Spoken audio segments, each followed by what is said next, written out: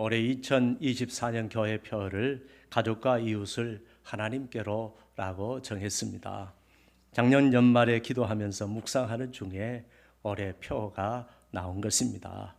가족과 이웃을 하나님께로라는 말이 무슨 뜻이냐 하면 교회가 반드시 전도해야 하는데 다른 사람 전도하기 전에, 세상 사람 전도하기 전에 가장 먼저 우리 가족부터 전도하자. 우리 가족부터 예수 믿고 우리 가족부터 회복이 되자.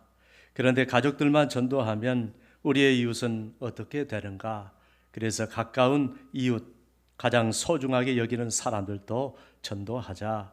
그래서 주님이 주신 사명을 감당하는 교회가 되자고 올해 표를 정했습니다. 표대로 올 한 해 가족 전도, 이웃 전도를 열심히 하시는 성도들이 되시기를 바랍니다. 사랑하는 여러분, 우리 인생은 아침에 잠깐 피었다가 사라지는 안개와 같은 존재입니다. 또 한낮에 잠깐 피었다가 금방 지는 것과 같은 존재입니다. 우리 인생은 마치 잠깐 자는 것과 같으며 아침에 돋는 풀과 같은 인생입니다. 그래서 하나님께서는 우리를 보고 모든 육체는 풀과 같고 그 모든 영광은 풀의 꽃과 같으니 풀은 마르고 꽃은 시든다고 하셨습니다. 그러고 보면 우리 인생이 얼마나 짧고 허무한 인생인지 모릅니다. 그런데 우리 인생은 결코 죽음으로 끝나는 것이 아닙니다.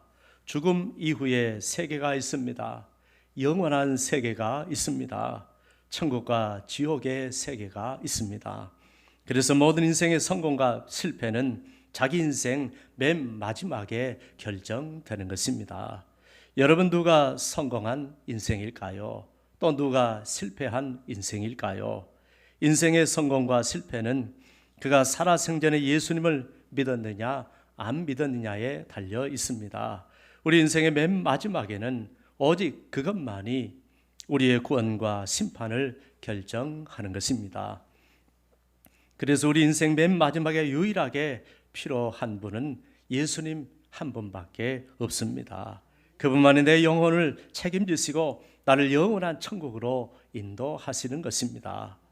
영화 타이타닉이 우리나라에서 상영되었을 때 워낙 좋은 영화라고 해서 저도 아내와 함께 영화를 보러 갔었습니다. 영화를 보면서 아주 큰 감명을 받았습니다. 타이타닉은 실제로 있었던 실화를 배경으로 만든 영화입니다. 1912년에 건조된 거대한 호화 여객선 타이타닉호는 영국 사우스햄프턴 항에서 첫 번째 출항을 했습니다. 행선지는 뉴욕을 향해서 출항을 해서 순조롭게 항해를 하고 있었습니다. 모두들 들떠 있었습니다.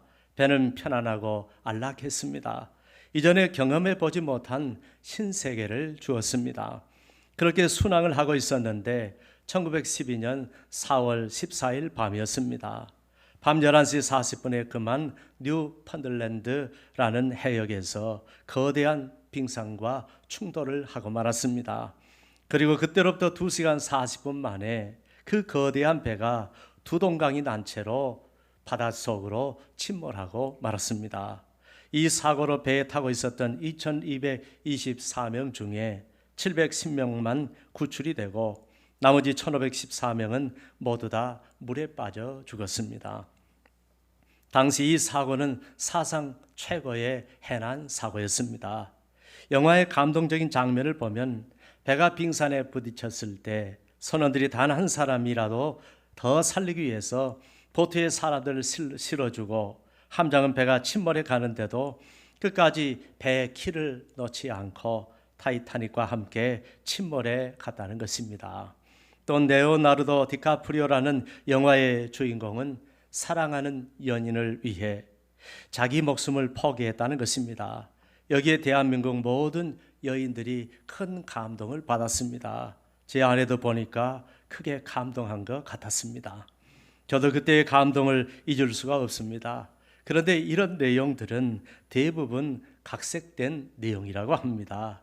영화이기 때문에 각색을 안 할 수가 없고요. 그 중에서도 사랑하는 여인을 살리기 위해서 자기 목숨을 내놓은 영화의 주인공 이야기는 100% 각색된 내용이라고 합니다. 그런데 이 영화에서 전혀 각색되지 않고 사실 그대로 실린 이야기가 있습니다. 그것은 불안과 공포에 휩싸인 사람들을 안정시키기 위해서 끝까지 침착하게 찬양을 통하여 예수 그리스도를 전했던 밴드 담당 웰레스라는 사람의 이야기입니다. 당시 밴드 책임자였던 이 웰레스라는 사람은 실은 전도를 하기 위해서 자진해서 타이타닉호를 탔다고 합니다. 초호와 여객선으로 건조가 되고 당시 가장 튼튼하게 만들었다던 배가 타이타닉호였기 때문에 사람들은 하나님도 이 배를 침몰시킬 수 없다고 장담을 했습니다. 그런데 단 한 번의 사고로 침몰하고 말았습니다. 여러분, 우리가 하나님의 은혜가 없이는 이 세상 모든 것은 다 침몰할 수 있다는 사실을 알아야 합니다. 웰레스는 타이타닉이 바다 한가운데서 침몰하고 있을 때 거기 있던 사람들이 죽음의 공포 앞에서 우왕좌왕하면서 어찌할 바를 모르고 있을 때 자기 악기팀 멤버들을 격려하면서 마지막까지 그들에게 찬송가를 연주해 주었습니다. 내 주를 가까이 하게 함은 십자가 짐 같은 고생이나 내 일생 소원은 늘 찬송하면서 주께 더 나아가기 원합니다. 천성에 가는 길 험하여도 생명길 되나니 은혜로다. 천사 날 부르니 늘 찬송하면서 주께 더 나아가기 원합니다. 웰레스는 이 찬송을 들려주면서 소리쳤습니다. 여러분, 주 예수 그리스도를 믿으십시오. 우리 인생의 마지막으로 우리가 선택해야 할 분은 오직 주 예수 그리스도밖에 없습니다. 우리의 마지막 소망은 오직 그분밖에 없습니다. 주 예수를 믿으십시오. 배와 함께 죽어가던 많은 사람들에게 그는 주님을 선택하라고 소리쳤습니다. 웰레스의 외침에 많은 사람들이 침몰 직전에 예수 그리스도를 구주로 영접했고 웰레스와 함께 찬송을 부르면서 타이타닉과 함께 침몰에 갔다고 합니다. 인생의 마지막 순간에 우리 인생이 선택할 수 있는 마지막 선택은 우리를 죄와 사망 가운데서 구원하신 우리 주 예수 그리스도 한 분밖에 없습니다. 예수 그리스도를 믿는 자만이 하나님이 약속하신 죄 용서의 은총을 입고 우리 영혼이 가야 하는 영생의 나라, 영원한 천국에 들어갈 수 있기 때문입니다. 오늘 본문은 우리가 잘 아는 부자와 나사로 비유입니다. 주님은 부자와 나사로 비유를 통해서 이 세상 모든 인생들에게 이 세상의 끝이 아니라 죽음 이후에 세계가 있다고 말씀하십니다. 다시 말해서 천국과 지옥이 있다는 말입니다. 한 부자가 있었습니다. 이 부자는 왕들이나 입을 수 있는 자색 옷과 고운 베옷을 입고 날마다 호화롭게 인생을 즐기며 살았습니다. 모든 세상 사람들이 부자를 부러워했습니다. 그는 인생의 성공자였습니다. 집도 있고 돈도 있고 가족도 있고 그는 세상의 모든 것을 다 가지고 살았습니다. 여러분, 우리도 이런 부자가 되고 싶지 않습니까? 그렇게 부자는 다른 사람의 부러움을 사면서 인생을 즐기며 아주 행복하게 살았습니다. 그에 반해서 그 동네에 너무나 불쌍한 거지가 있었습니다. 이 사람 이름은 나사로였습니다. 그는 집도 없고 재산도 없고 가정도 없고 가족도 없고 친구도 없고 현재도 없고 미래도 없는 사람이었습니다. 게다가 지지리도 복이 없었던지 질병까지 가지고 있었습니다. 그는 날마다 부자의 대문에 누워 부자의 상에서 떨어지는 것이나 구걸해 먹고 살았습니다. 오늘 보면은 그가 부자의 대문에 버려졌다고 했습니다. 그는 버려진 인생이었습니다. 사람들에게 버려지고 형제들에게 버려지고 세상에게 버려진 불쌍한 인생이었습니다. 정말 그는 처량한 인생이었습니다. 사람들은 모두 그를 외면했습니다. 그는 늘 외로웠습니다. 쓸쓸했습니다. 처량했습니다. 춥고 배고팠습니다. 세상 어디에도 나사로를 찾아주는 사람은 아무도 없었습니다. 가족들도 부모 형제도 배우자도 그 많다던 친구 하나가 없었습니다. 정말 아무도 없었습니다. 이 세상의 사방팔방 동서남북을 돌아보아도 그는 세상에 오직 혼자였습니다. 우리가 만일 이 정도 되면 팔자 타령을 하든지 신세 한탄을 하든지 우울증에 걸리든지 자살을 생각했을지 모릅니다. 아니면 하나님을 원망했을 것입니다. 나사로를 찾아주는 것은 오직 동네 개뿐이었습니다. 밥 먹을 때가 되면 어김없이 동네 개들이 찾아와서 나사로의 피부병을 핥아 주었습니다. 나사로의 친구는 오직 개였습니다. 그의 인생의 동반자도 오직 개였습니다. 정말 나사로는 개보다 못한 인생, 개 같은 인생이었습니다. 그렇게 세월은 흘러갔습니다. 그리고 마지막 시간이 왔습니다. 하나님이 찾으시는 시간, 아무도 피할 수 없는 시간, 그 거부할 수 없는 시간이 나사로에게도 찾아온 것입니다. 사랑하는 여러분, 모든 인생은 하나님이 반드시 찾으시는 시간이 있다는 것을 알아야 합니다. 우리에게도 언젠가 그날은 올 것입니다. 우리 자신뿐만 아니라 사랑하는 내 남편에게도, 사랑하는 내 아내에게도, 그리고 사랑하는 내 자식들에게도, 심지어 내 손자, 손녀들에게도 하나님이 찾으시는 그 시간은 반드시 오고야 말 것입니다. 여러분, 그날이 멀리 올 것 같지만 결코 그렇지 않습니다. 인생은 짧고 짧습니다. 우리가 준비할 때 올 것 같지만 그렇지 않습니다. 아무도 모르는 시간에, 아무도 모르는 순간에 어느 날 갑자기 그날은 찾아오는 것입니다. 그런데 많은 사람들이 아직도 이것을 깨닫지 못하고 세상에 취하고 육신에 취해서 살아가고 있습니다. 나이에 취하고 청춘에 취한 채 살아가고 있습니다. 그 수많은 날들을 살아가면서도 죽음 이후의 세계를 전혀 의식하지 못하고 아무런 준비도 없이 살아가고 있습니다. 정말 그날이 언제 닥칠지 아무도 모르는데, 내 인생 언제 끝날지 아무도 모르는데, 하나님이 이제 그만 오라고, 언제 전등자가 나를 오라고 부를지 모르는데 넋을 놓고 죽을지 살지 모르고 세상 것만을 쫓아 살아가고 있는 것입니다. 이 얼마나 어리석고 안타까운 인생입니까? 영혼을 가진 자들이 영적인 세계를 준비하지 못하고 죽음 이후에 하나님의 심판이 있다는 것을 모르고 세월을 보내고 있는 것입니다. 그러나 성경 분명히 말합니다. 한번 죽는 것은 사람에게 정해진 것이요. 여러분, 누가 정했을까요? 하나님이 정하셨습니다. 그래서 피할 수가 없습니다. 그리고 그 후에는 심판이 있으리니 라고 했습니다. 죄인에게는 반드시 죽음이 찾아오고 그 후에는 반드시 심판이 있습니다. 거지 나사로에게도 그날이 찾아왔습니다. 하나님이 그를 부르셨습니다. 나사로가 죽었습니다. 그런데 나사로는 모든 사람의 예상을 깨고 천국에 들어갔습니다. 부자에게도 그날이 찾아왔습니다. 부자도 죽었습니다. 그런데 부자는 지옥에 가고 말았습니다. 이 땅에 살 때는 몰랐는데 인생 맨 마지막 순간에 그들의 모든 것이 판가름 났습니다. 나사로는 하나님 보내신 천사들의 손에 이끌려 아브라함의 품에 들어갔다고 했습니다. 사랑하는 여러분, 우리 인생 마지막 날 하나님이 보내신 천사들이 나를 데리러 온다면 그 얼마나 안심이 되고 행복한 인생일까요? 그러나 부자를 보니까 천사가 데리러 왔다는 말이 없습니다.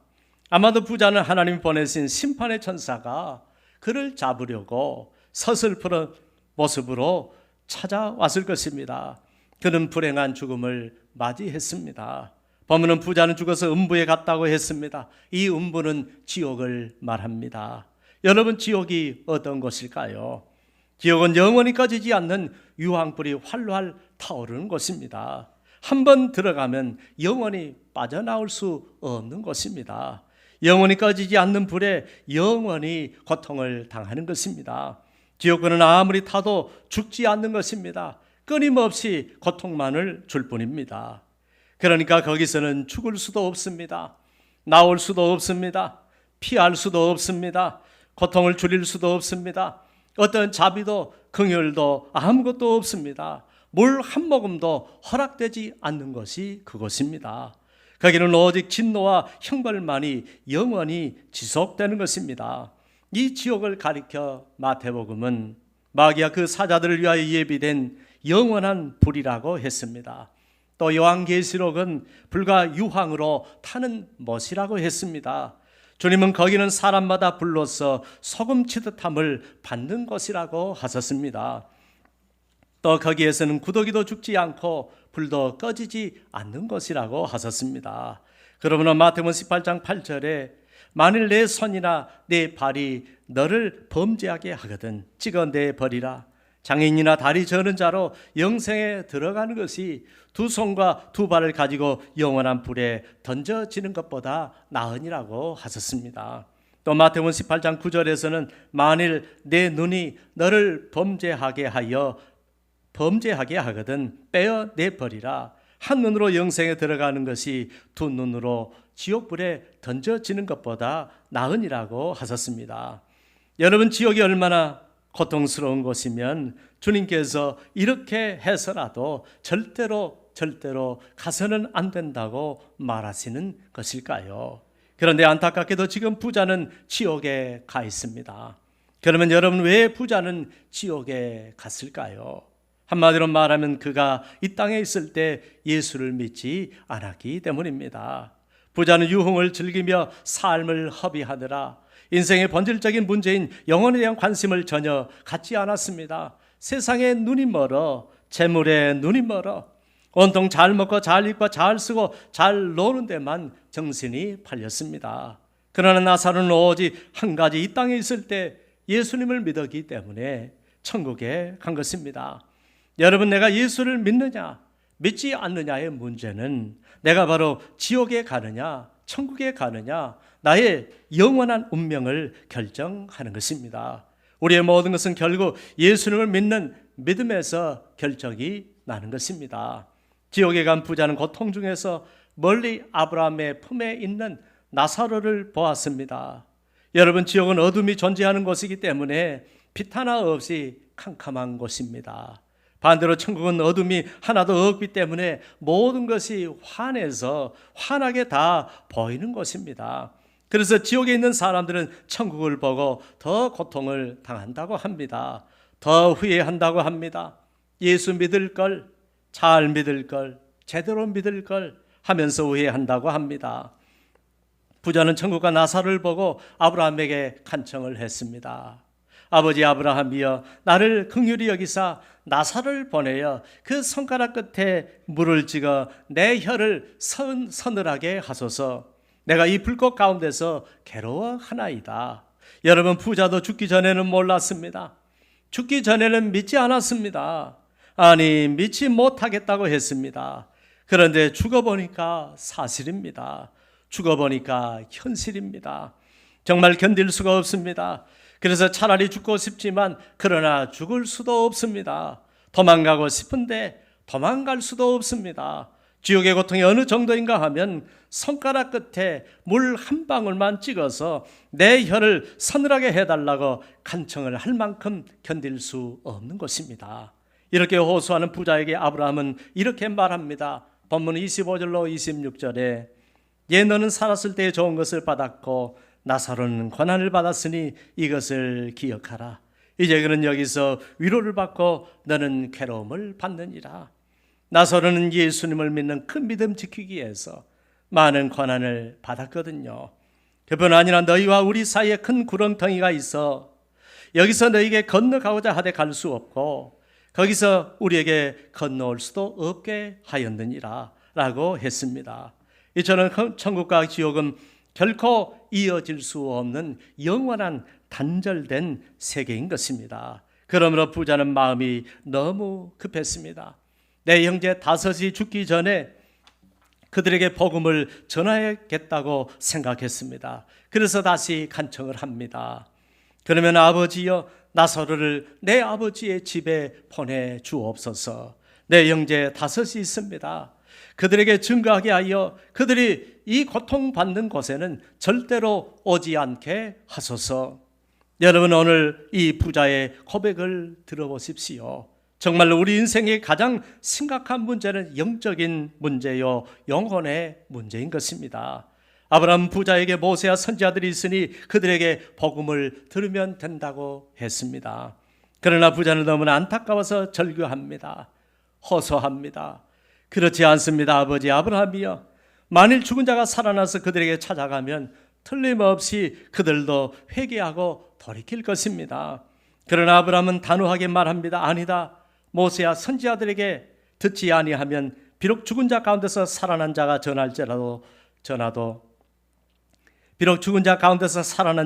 전할지라도 고난을 받지 아니할 것이라고 했습니다.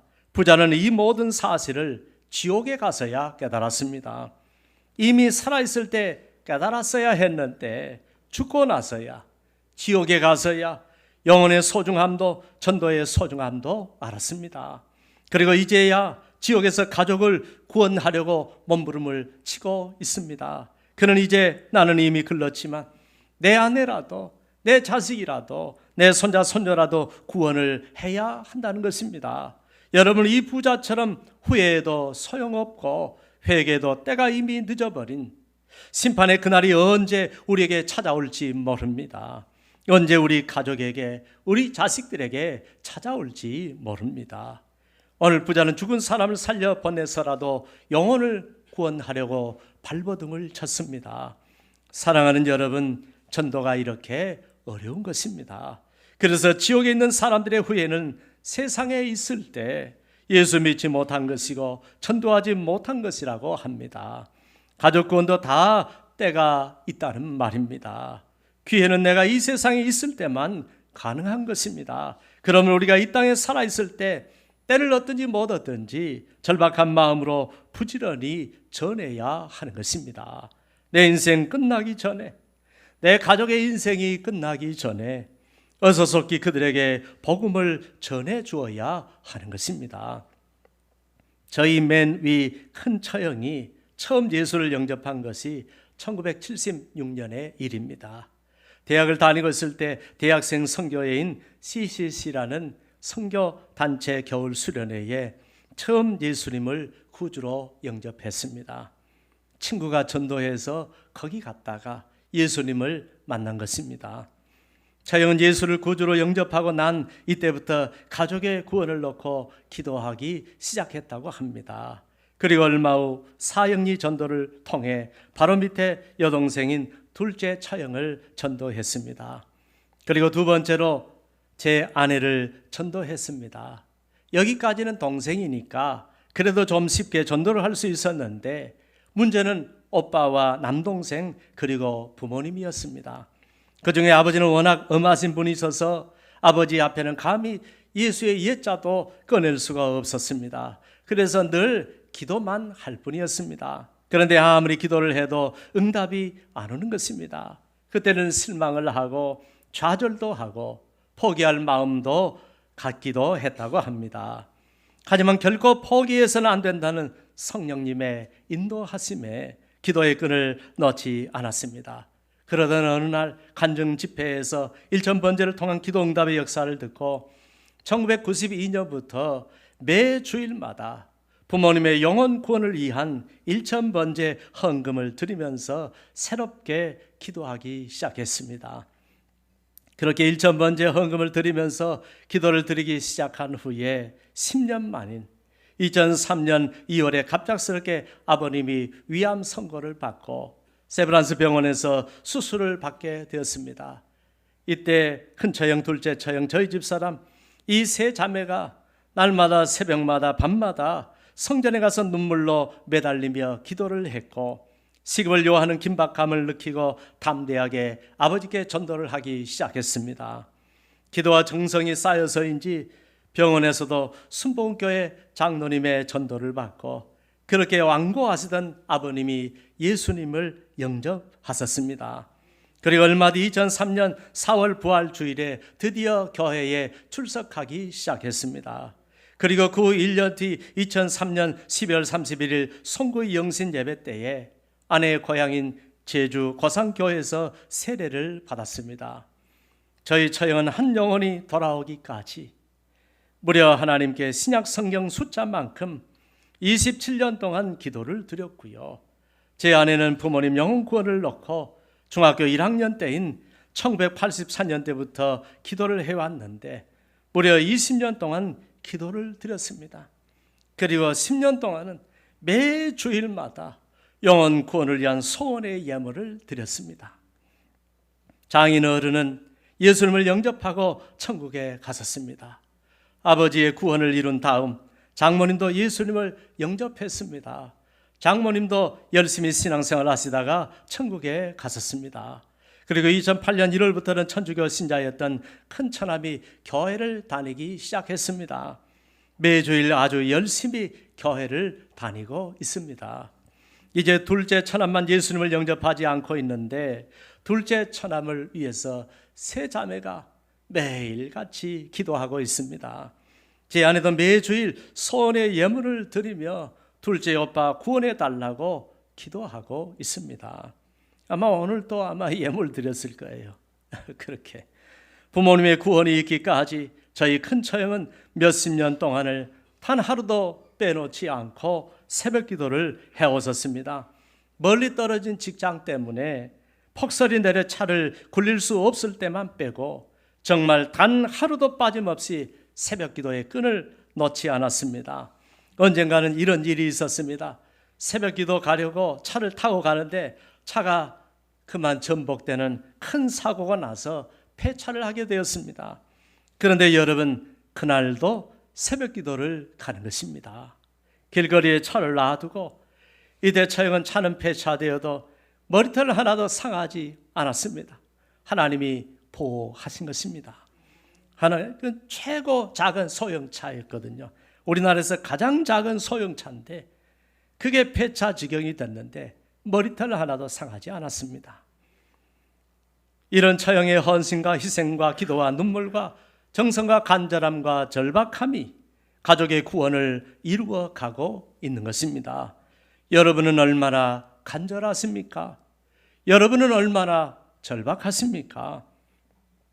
서정주 시인의 국화 옆에서란 시가 있습니다. 한 송이의 국화꽃을 피우기 위해 봄부터 소쩍새는 그렇게 울었나 보다. 한 송이의 국화꽃을 피우기 위해 천둥은 먹구름 속에서 또 그렇게 울었나 보다. 그립고 아쉬움에 가슴 조이던 먼 젊음의 뒤안길에서 이제는 돌아 거울 앞에 선 내 누님같이 생긴 꽃이여, 노란 내 꽃잎이 피려고 간밤엔 무서리가 저리 내리고 내게는 잠도 오지 않았나 보다. 사랑하는 여러분, 한 영혼을 구원하기 위해 우리 처형은 밤마다 새벽마다 주님 앞에 그렇게 울었나 보다. 하나의 밀이 땅에 떨어져 죽지 아니하면 하늘 그대로 있고 죽으면 많은 열매를 맺는 것입니다. 우리 모두 가정의 선교사가 되어 우리 자신을 복음의 제물로 드릴 때 하나님은 우리 가정에도 복음의 꽃이 피게 하시고 구원의 열매를 맺게 하실 줄로 믿습니다. 사랑하는 여러분, 불신 가족들의 영혼을 보고 있습니까? 사랑하는 사람들, 친구들, 지인들의 영혼을 보고 있습니까? 지금 그들의 영혼이 지옥을 향해 달려가고 있다는 사실을 알고 있습니까? 영원히 돌이킬 수 없는 멸망의 길을 향해 매일같이 달려가고 있는데 우리가 넋을 놓고 살아야 하겠습니까? 아직도 시간이 있다고 여유를 부려야 하겠습니까? 지금 여러분과 함께 살고 있는 가족, 피를 나눈 형제 자매는 다시는 기회가 없을 수도 있습니다. 여러분이 관계를 맺고 있는 소중한 사람들이 다시는 기회를 찾지 못할 수도 있습니다. 지금 기회가 있을 때, 아직 하나님이 기회의 문을 닫지 않고 있을 때에 예수님 믿으라고 전해 주시기를 바랍니다. 사랑하는 여러분, 누구든지 그냥 이대로 죄의 문제를 해결받지 못하고 죽으면 안 됩니다. 예수님을 영접하지 않고 죽으면 모든 게 끝나버립니다. 다시는 기회가 없습니다. 그때는 후회해도, 그때는 회개해도, 그때는 울부짖어도, 그때는 간청을 해도, 그때는 절규를 해도, 그때는 영원히 돌이킬 수 없습니다. 다 끝나고 맙니다. 그러므로 지금입니다. 우리는 지금 해야 합니다. 바로 내가 해야 합니다. 내 남편이 죽기 전에, 내 가족이 죽기 전에, 내가 아는 사람들이 죽기 전에 전도해야 합니다. 오늘부터 전도합시다. 오늘부터 기도합시다. 오늘부터 찾아갑시다. 오늘부터 노력합시다. 주님 의지하면서, 주님 도와달라고 하면서 간절한 마음으로 복음을 전해줍시다. 그리고 강권하여 데리고 옵시다. 사랑하는 여러분, 기도하면 됩니다. 전도하면 됩니다. 찾아가서 노력하면 됩니다. 하나님이 은혜 주시고 도와주시고 응답하실 것입니다. 여러분의 헌신을 통하여 한 영혼 한 영혼이 가족과 사랑하는 사람들이 돌아오는 역사가 일어날 수 있기를 우리 주님 예수 그리스도의 이름으로 축원합니다. 기도하겠습니다. 하나님 아버지, 한 영혼이 돌아오기까지 얼마나 우리가 열심히 애를 쓰고 노력해야 하는지 모릅니다. 그러나 이 일은 그 영혼을 영원히 구원해 주는 일이기 때문에 우리가 열심을 다하여 최선을 다하여 우리의 모든 것을 다 바쳐 기도하고 전도할 수 있게 하여 주옵소서. 예수님 이름으로 기도합니다. 아멘.